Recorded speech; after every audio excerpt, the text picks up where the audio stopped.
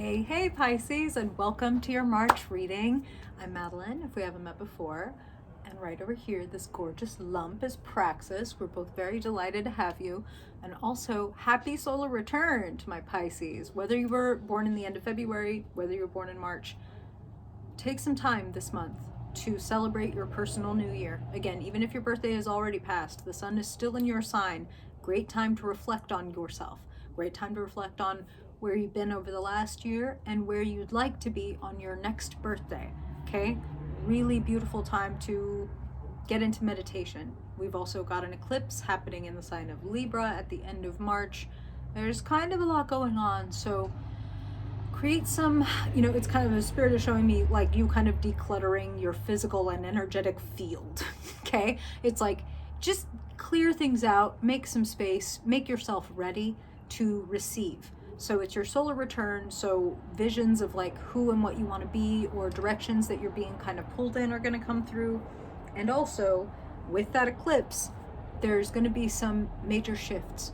And the more that you can make yourself ready and available for like epiphanies, or essentially kind of like what I'm hearing is making yourself more nimble, making yourself more agile so that when a shift comes, it's a little easier. And you're an adaptable sign, you're a mutable sign, right? So it's like you've already got that covered, but Spirit's just throwing you a couple of extra little hints to make your month better.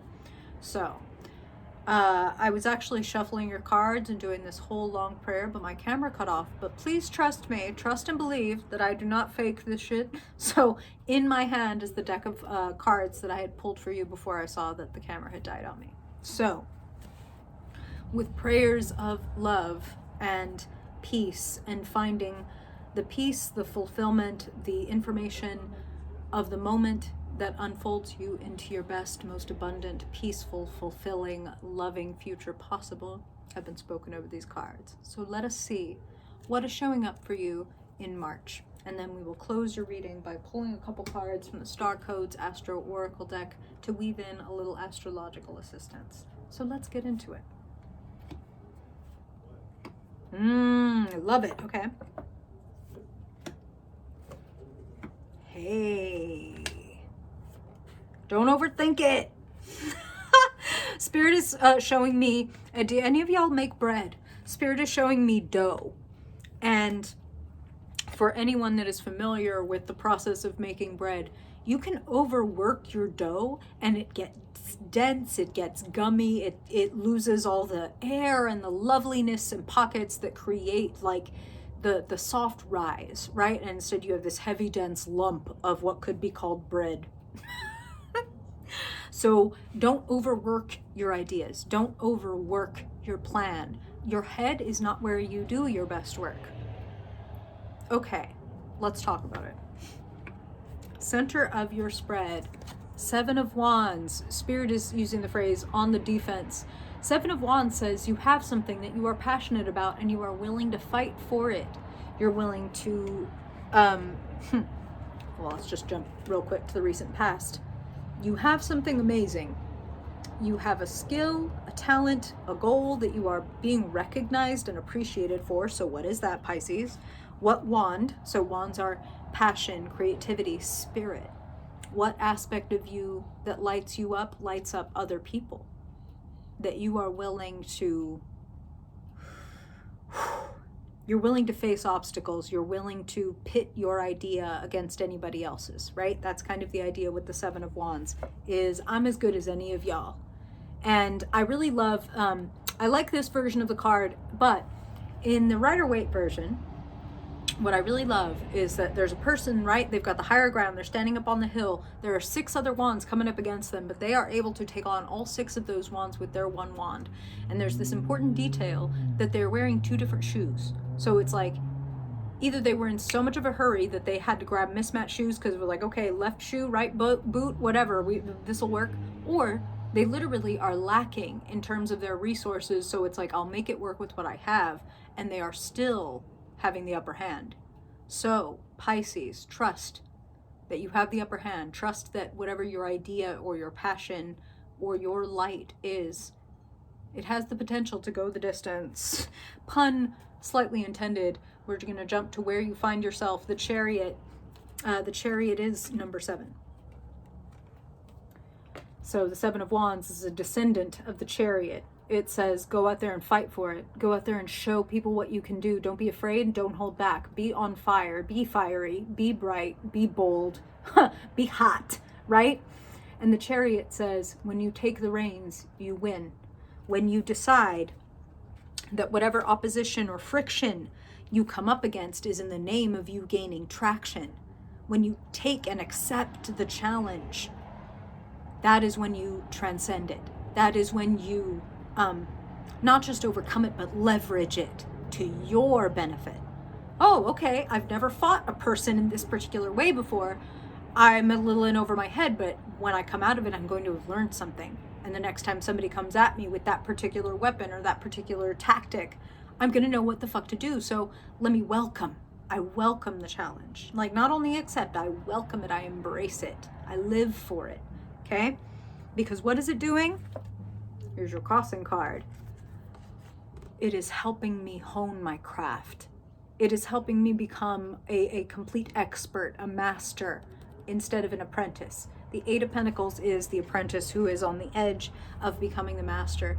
And you know what Spirit is reminding me, and they've said before, is sometimes it's more fun being the apprentice than the master, because the apprentice is still super like obsessed with their work. Like, it's like, oh, every moment is joyful, is thrilling. I'm always learning. I can feel the improvement. I can feel the growth. So embrace this time as a quote unquote apprentice, as someone testing your idea out in the world up against other people's. Enjoy and embrace the challenge, knowing this makes me better, this makes me better, this makes me better. Sitting in the basement of your reading, Six of Swords, you've been doing some really important processing of old strife, old trauma. I'm hearing different things for different Pisces, but it's basically like where there used to be a lot of tangle and static inside, you've been able to process some things and get them in order. Now, there is still some danger of overthinking here, which is why Spirit is letting you know ahead of time. So knowing there's this danger of overthinking, of overprocessing, of overworking your dough, enjoy and embrace the clarity. Take some fucking notes. You know what I mean? Like, there may be a treatise that you need to write where it's like, here is a lesson that I have continuously needed to learn over and over and over again. And please know that that is very human, and that that is very normal, and that for all of us, there are probably a small handful of like, damn, this pattern or this lesson, this challenge has shown up again and again and again in different forms and in different people in my life. So let me like literally have a place where I have a breakdown of values or epiphanies that I need to consult whenever I'm going into maybe showing off my wand against other people, to remember where it is I want to come from and what I've learned up until this point and what I don't need to repeat again. You know what I'm saying? So it's like they're giving you this warning ahead of time so that you don't overwork your dough. We're going to get there in a second. So that Six of Swords is in the basement. In the crowning position, the Ace of Swords, the brilliant idea, the initiating a really important conversation, speaking the truth out loud, first to yourself and then to other people. I feel like you have a really big idea, and that's why there's this threat of overthinking it. I feel like you have a really great idea and you have the potential to take it all the way. So for some of you, I'm hearing a few different things. I'm hearing album, I'm hearing book, I'm hearing tour, I'm hearing different things. And like, for others of you, Ace of Swords is, this is how I'm choosing to live my life now. Like, the ace is one, right? So it's kind of like, oh, when I look at those lessons I've learned, or those messages I've received over and over, or those patterns I've gotten into over and over again, here's the overarching kind of like, here's my tagline for life. Here's how I show up always. When I get like really clear, here's my motto, kind of, right? Like my mission statement. So as you reflect on what you've learned from your past, as you head into your uncertain but bright future, what do you know to be true, and what do you want to carry with you as kind of like your banner, is what Spirit is saying as I look at this Knight of Wands. What do you want to carry as your banner? What do you want people to know when, just by looking at you, just by the way that you carry yourself, like, this is the value they hold. This is the flag they fly. Knight of Wands is showing up in the climate around you. So the pursuit of passion, and the pursuit of your passion, the pursuit of this mastery, and even of, the journey of the Chariot. It would not be a hero's journey if you did not have to go to deep, dark, and frightening places, right? Now, the moon is not a negative card, but we as human beings tend to feel that dark and unconscious places are bad places or are scary places because they are unknown places. But here's an advantage that you have, Pisces. The moon is your card.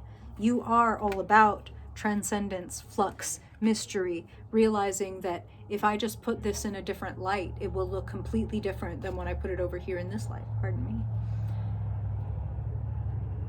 Your ability to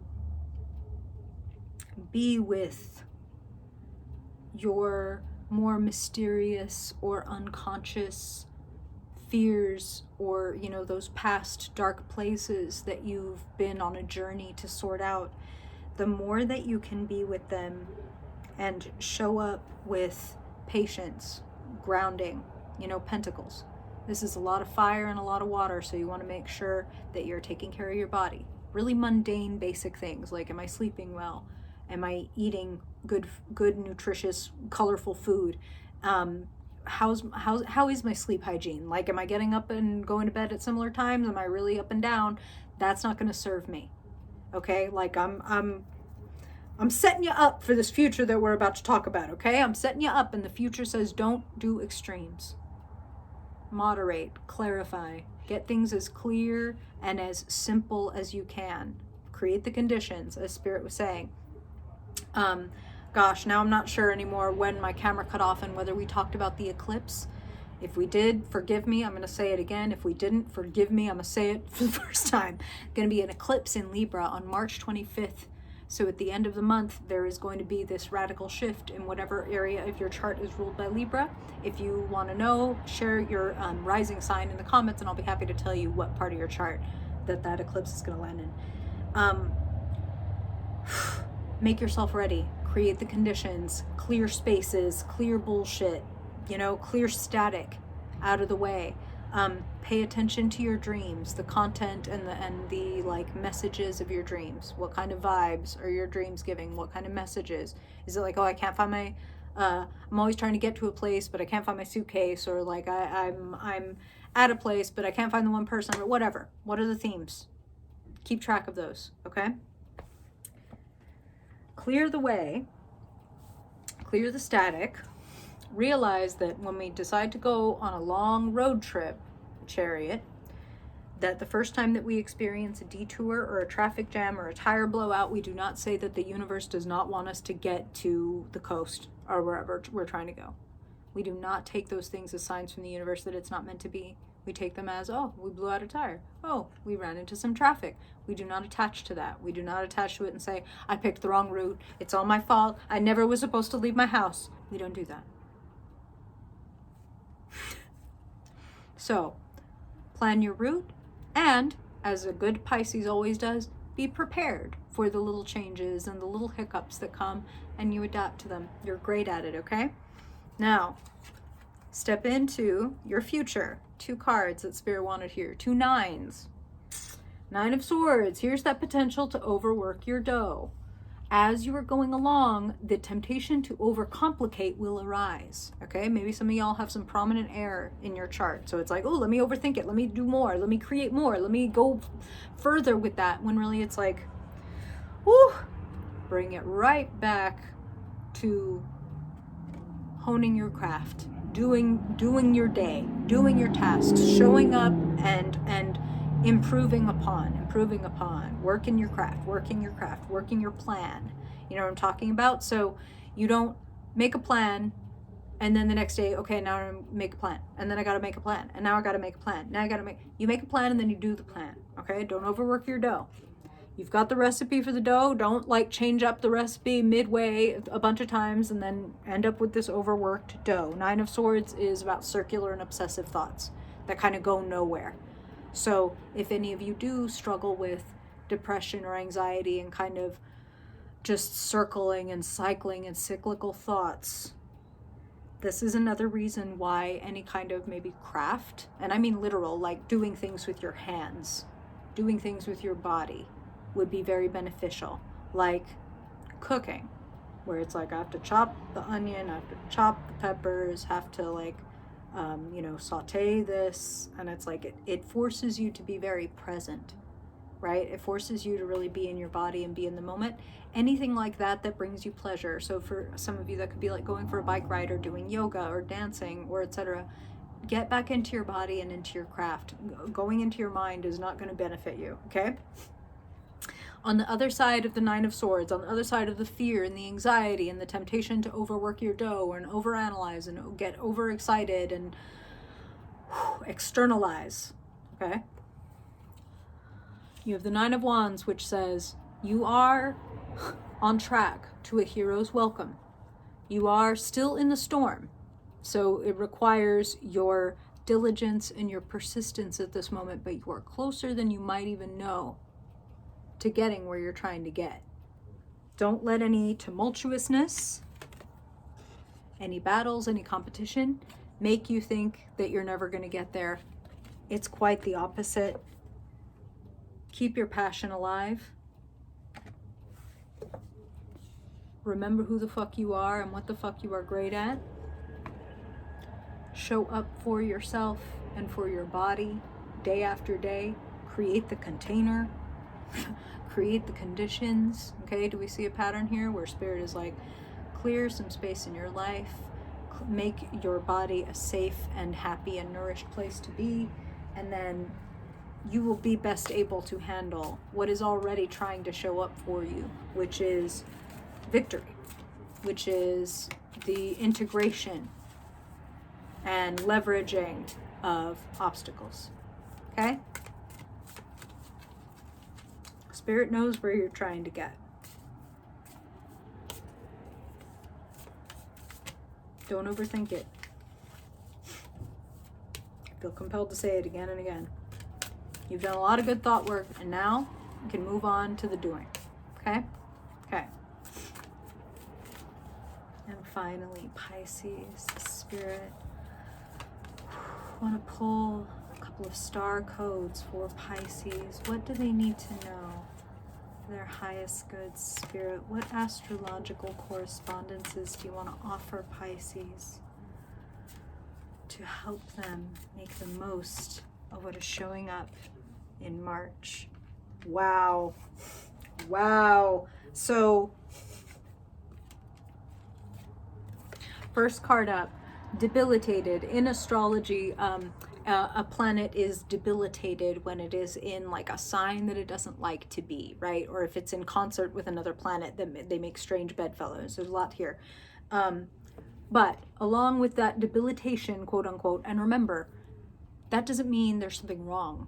Every chart is exactly how it's supposed to be. So if we have a planet in a sign where it is debilitated, that is because we have something to learn there, okay? And the key word here under debilitated is discomfort, which is all that debilitation even talks about. So through the discomfort, the climate of discomfort, transits is your second card, which is the word for the astrological weather, the fact that the planets move and create new angles and new climate all the time, right? So this climate of discomfort is teaching you something, because all charts are perfect and all moments are perfect. I know, please believe me, I understand, but I'm speaking for Spirit, so don't shoot the messenger. The entry point is always the moment. So wishing that it was different, or wishing that you were different, or wishing that some other thing were happening is never the entry point. It is always what is right here. Even if what is right here is discomfort. We need friction to create traction. We couldn't get, the chariot couldn't roll to the goal if there were no friction. It would just be slip sliding all over the place like socks on like an icy lake, trying to get to where we're trying to get. We need friction. So be in the moment. Embrace the discomfort. Embrace, like, as much as possible, and accept the challenge, knowing, like, this is for me, not against me. Okay? Okay. How does that sit on you, Pisces? How does that feel? Questions, comments, reflections, rising signs? Let me know in the comments. Would love to hear from you. And as always, if you ever want to get a personal reading, the way to do that is also just south of this video. It would be a pleasure to bug you out in person. Thanks for being here, Pisces. I deeply appreciate you, and I hope that this reading serves you now and in the future. And if I don't see you before then I hope I will see you in our mid-month reading. Bye, Pisces.